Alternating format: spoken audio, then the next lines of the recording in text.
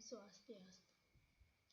Perkenalkan, nama saya I Gusti Agung Pramesti Utami, nomor absen 6 dari kelas 10 MIPA 2. Pada video ini saya akan menjelaskan mengenai materi inverse fungsi. Berikut merupakan peta konsep dari materi yang akan saya jelaskan pada video ini. Jadi pada video ini saya akan menjelaskan dari materi inverse fungsi, di mana materi inverse fungsi yang akan saya jelaskan yaitu yang pertama mengenai definisi inverse fungsi, lalu mengenai fungsi inverse, di mana pada fungsi inverse saya akan menjabarkan mengenai materi pengertian dari fungsi inverse dan juga sifat fungsi inverse. Dan selanjutnya saya memberikan soal agar dapat lebih memahami penjelasan yang telah saya berikan pada video ini. Masuk ke materi yang pertama yaitu definisi inverse fungsi. Jadi inverse fungsi adalah kebalikan dari fungsi awalnya. Misal fungsi f dari a ke b, berarti kalau fungsi inversenya itu dari b ke a.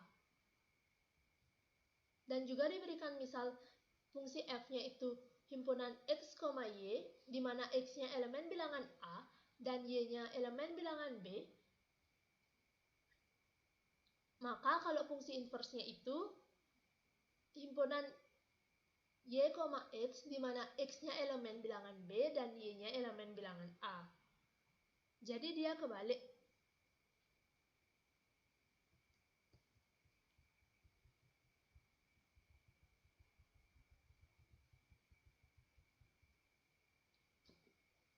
Misal, ada diagram panah dari A ke B, di mana A-nya 1, 2, 3, dan B-nya 2, 4, 6.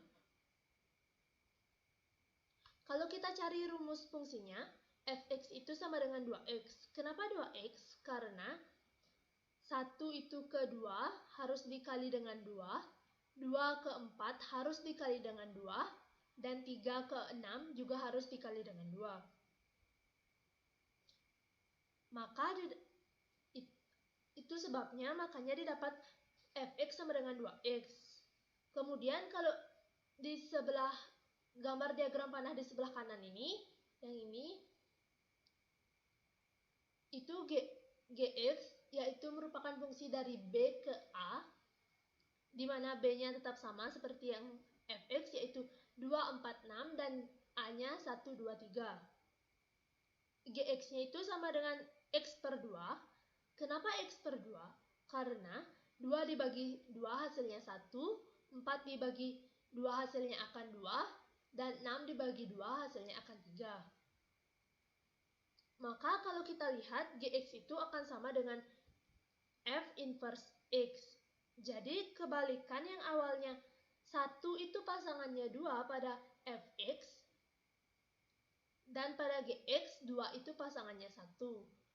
Pada Fx 2 pasangannya 4, dan pada fungsi Gx 4 pasangannya itu 2. Jadi dia itu mau kebalik gitu dengan fungsi fx-nya. Sehingga bisa kita bilang bahwa Gx itu adalah F inverse X.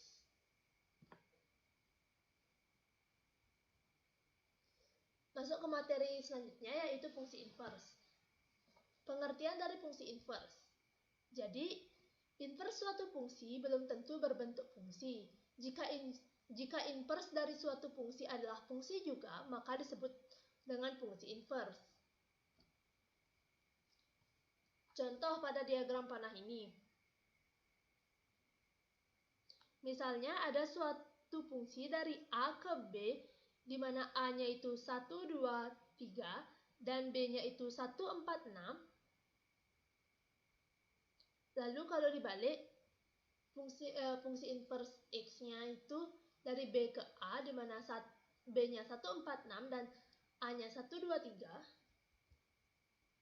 Seperti ini. Relasi F inverse X itu bukan merupakan fungsi, karena pada daerah asalnya ini ada yang memiliki pasangan lebih dari satu dan juga ada yang tidak memiliki pasangan. daerah asal karena F elemen daerah asal mempunyai 2 kawan dan 6 elemen daerah asal tidak mempunyai kawan.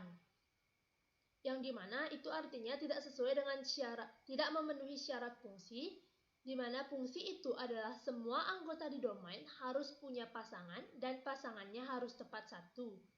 Jadi kasus ini inverse fungsi dari fx ini bukan merupakan fungsi. Jadi tidak semua inverse fungsi itu hasilnya juga fungsi.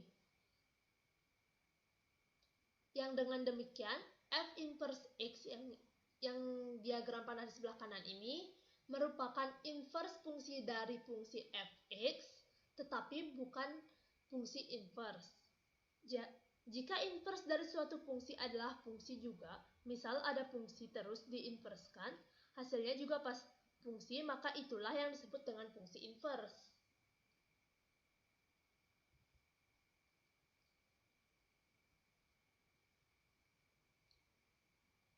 Selanjutnya, fungsi G mengawankan setiap Y elemen B ke X elemen A, yaitu himpunan berpasangan 2,1, 4,2, dan 6,3.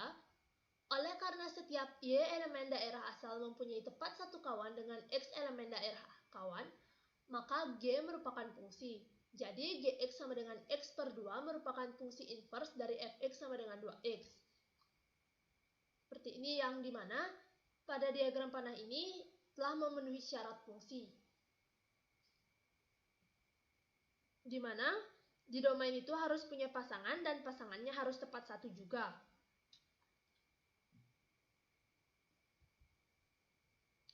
Selanjutnya masuk ke materi sifat fungsi inverse. Jadi sifat yang pertama itu suatu fungsi f dari A ke B dikatakan memiliki fungsi inverse f inverse B dari B ke A jika dan hanya jika fungsi f merupakan fungsi bijektif. Di mana fungsi bijektif artinya semua anggota di kodomain semua harus punya pasangan dan pasangan itu harus tepat satu juga. Contoh ini dapat dilihat pada penjelasan sebelumnya, yaitu yang ini. Jadi ini merupakan sifat fungsi yang pertama.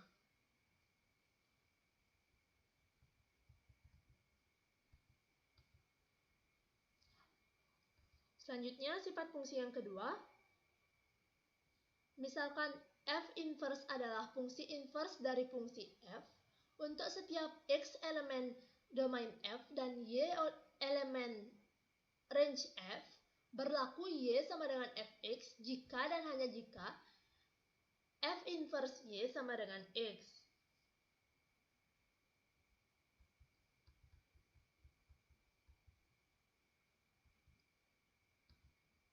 Contoh, ada diagram panah X dan Y, di mana X melewati F itu akan jadi Y, di mana Y itu berarti Fx. Kalau kita balik F inverse dari Y, otomatis X juga. Fx itu Y, X juga. Fx itu Y, berarti dari kiri ke kanan itu ketemu Y akhirnya. Terus kalau kita cari inverse-nya, inverse itu kan kebalikan, berarti kebalikan dari Y adalah X.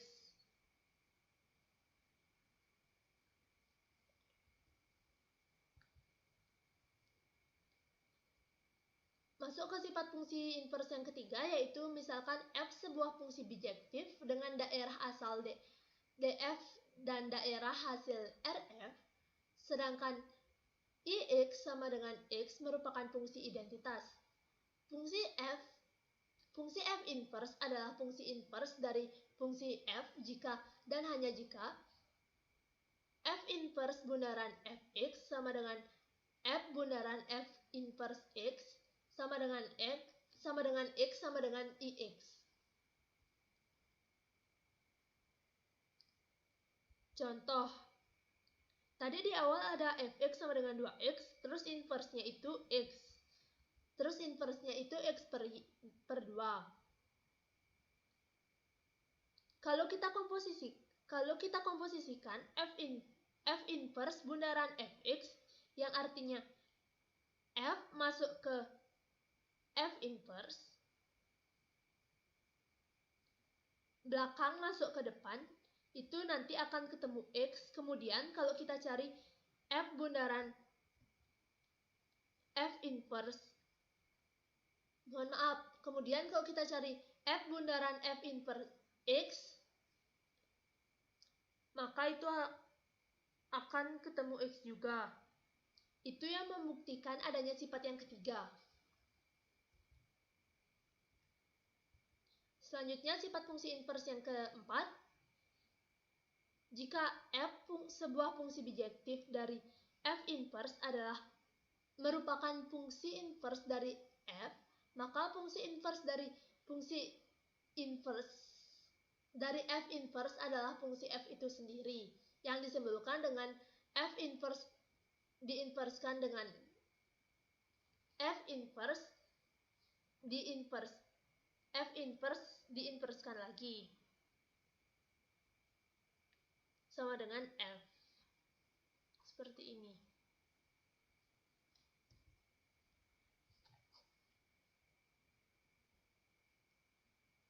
Contohnya, fx sama dengan 2x, f inverse x sama dengan x per 2, f inverse x diinverskan lagi sama dengan 2x sama dengan fx.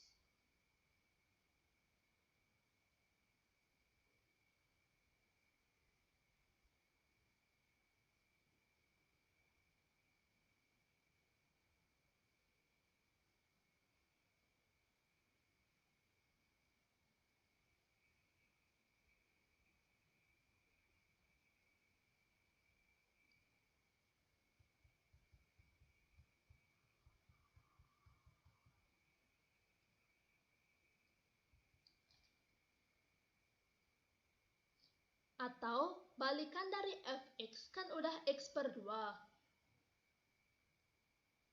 Kalau kita balikin lagi, kan kembali dia ke tempat awalnya. Kembali dia menjadi fx.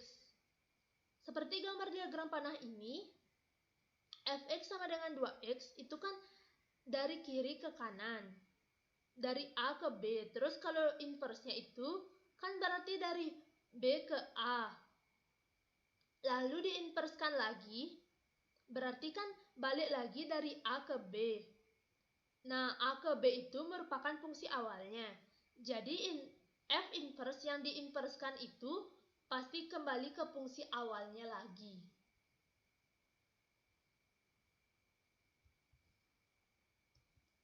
Sifat fungsi inverse yang kelima yaitu jika f dan g merupakan fungsi bijektif, maka berlaku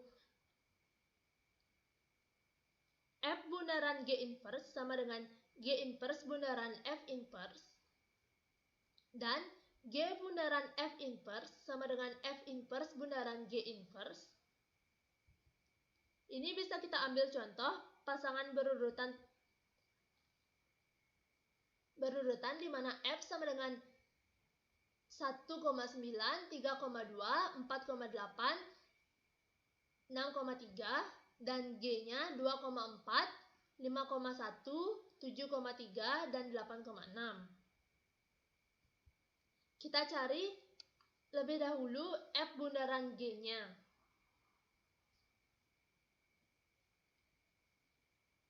Artinya, G masuk ke F, kita kerja dari G dulu. Berarti kita kerja dari G dulu. G itu awalnya 2 pasangannya 4, di F 4 itu pasangannya 8, berarti pasangan berurutan F bundaran G-nya 2,8. Lalu di G 5,1, pasangan 1 di F itu yaitu 9, berarti 5,9. Di fungsi G 7,3, pasangan 3 pada fungsi F itu adalah 2, berarti F bundaran G-nya 7,2. Dan yang terakhir di fungsi G itu ada pasangan berurutan 8,6.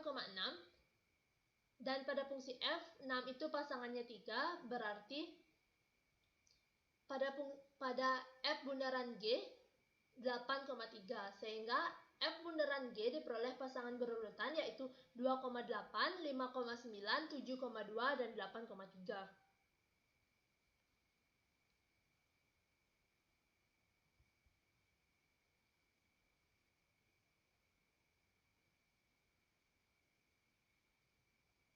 Kalau F bundaran G inverse berarti kita balikin aja.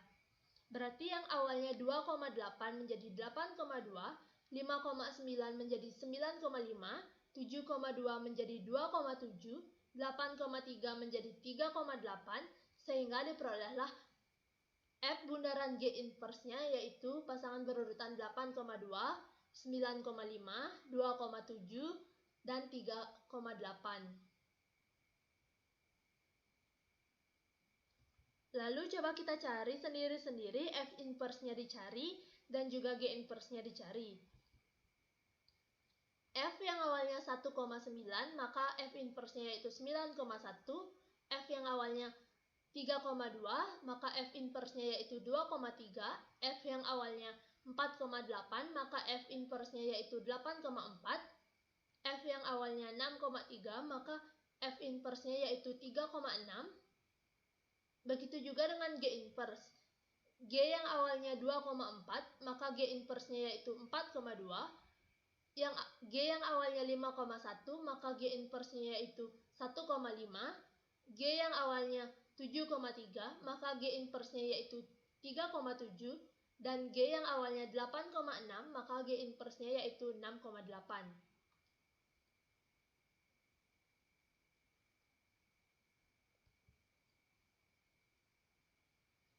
Lalu G inverse bundaran F inverse yang artinya F inverse masuk ke G inverse. Kita lihat di F inverse terlebih dahulu. Berarti awalnya 9,1, pasangan 1 di G inverse-nya yaitu 5, berarti G inverse bundaran F inverse itu 9,5.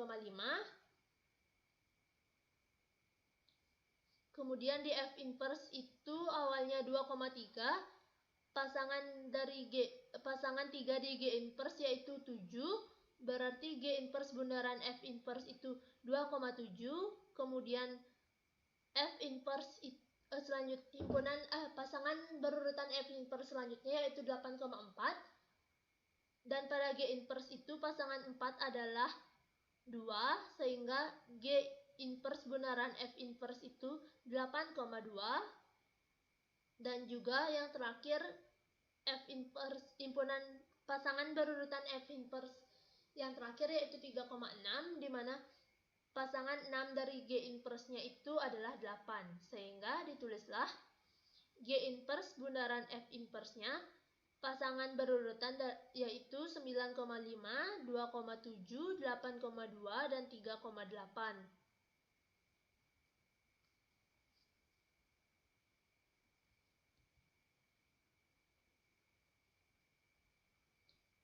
Yang dimana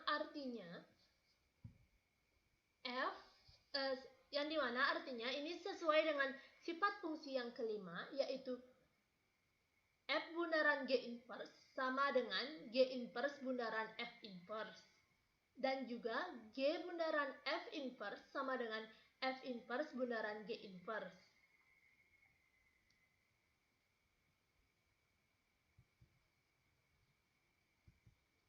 Sifat fungsi inverse yang keenam dengan cara yang sama seperti sifat nomor 5 diperoleh sifat berikut. Jika F, G, dan H merupakan fungsi bijektif, maka berlaku F bundaran G bundaran H inverse sama dengan H inverse bundaran G inverse bundaran F inverse.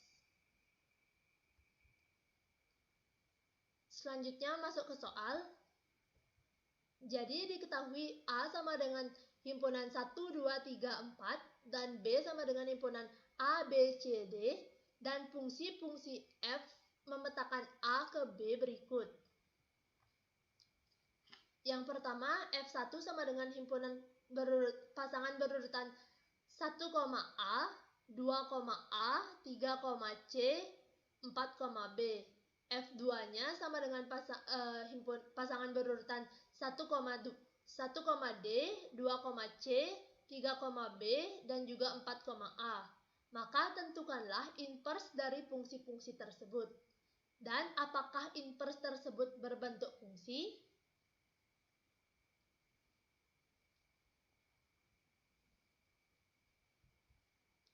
Sekian materi yang dapat saya sampaikan pada video ini. Apabila ada kesalahan kata, mohon dikoreksi dan mohon dimaafkan. Terima kasih. Om Santi Santi Santi Om.